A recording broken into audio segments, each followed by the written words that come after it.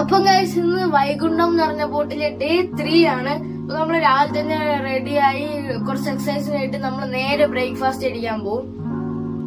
അപ്പൊ ഞാൻ ഡ്രസ്സൊക്കെ ഇട്ട് നല്ല റെഡി ആയ ശേഷം നമ്മളെ തൊട്ടടുത്തുള്ള സ്ഥലത്ത് ഫോറിനേഴ്സ് കൊണ്ട് തെങ്ങുംതായി നടിക്കാൻ കൊണ്ടുപോയി.